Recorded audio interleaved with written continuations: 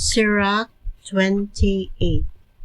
Ang Ginoo nagtimaan sa imong mga sala ug kun manimalus ikaw sa usa ka tawo, ang Ginoo manimalus usab kanimo. Apan kun pasayloon mo ang usa ka tawo nga nakasala kanimo, ang imong mga sala pasayloon kun mag-ampo ikaw. Dili ikaw makapaabot nga ang Ginoo magpasaylo kanimo samtang nagbaton ikaw ug kaligut-gut batok sa imong isigkatawo. Ikaw mismo usa ka makasasala o kun dili ikaw mopasaylo sa uban, ikaw walay katungod sa pag-ampo nga ang Ginoo mopasaylo kanimo sa imong mga sala. Kun dili ikaw makawagtang sa imong kasuko, dili ikaw makalaom nga pasayloon, ikaw tawo lamang. Una-unaa kini, moabot ang adlaw nga mamatay ikaw ug ang imong lawas madunot, busa hunong na sa pagdumot ug pagpuyo na subay sa mga sugo sa Ginoo. Kay ang mga sugo anaa sa kasabutan sa labing halangdon. Inay maguol ka tungod sa mga kasaypanan sa imong isigkatawo, ayaw na lang kini pagtagda. Kung maglikay ikaw nga sa mga lalis, dili ikaw makasala pag-ayo tungod kay ang kainit sa buot mauman ang nagsugod niini. Usa ka sala ang pagputol sa usa ka panaghigalaay pinaagi sa pagpaaway sa mga managhigalaay. Sa magkadaghan ang sugnod, musamot kainit ang kalayo. Sa magdugang ang kagahi sa ulo, magkainit ang panaglalis. O sa magkakusganon o magkadato ang tao, labaw siyang makahimo sa pagkasuko. Ang usa ka panaglalis nga musilaob lang dayon mahimong musangko sa pagpinatyanay. Makahuyop ikaw sa usa ka baga aron kini musilaob, o makaluwa ikaw niini aron kini mapalong. Sa bisan unsang paagi makahimo ikaw niini sa imong baba.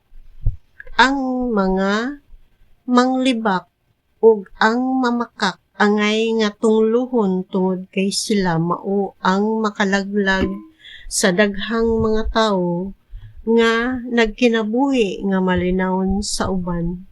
Daghang kinabuhi ang naungkag ug nahinginlan sa ilang mga panimalay tungod kay adunay mga tawo nga nanghilabot sa ilang pagpuyo. Ang pagpanghilabot sa uban mo'y hinungdan sa pagkagunob sa malig-ong mga syudad o sa mga panimalay sa tinahod nga mga tawo. Ang mga hilabtanon mo'y hinungdan nga ang mga buutan nga mga asawa gipamulagan o nasakmitan sa tanang mga butang nga ilang gihaguan.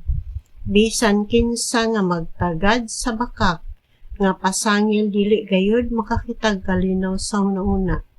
Ang usa ka latigo makahimog usa ka labod, apan ang dila nga magpatakag sulti makabali sa mga bukog.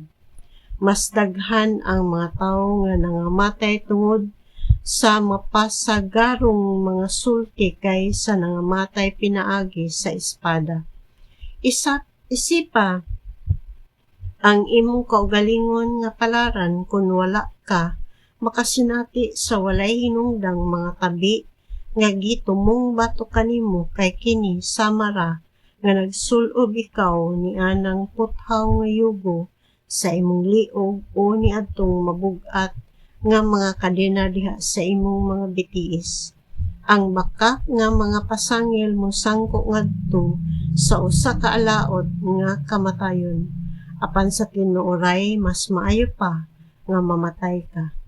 Hinuon ang Dios nun nga mga tao dili madaog sa bakak nga mga pasangil, dili sila mapaso sa kalayo niini.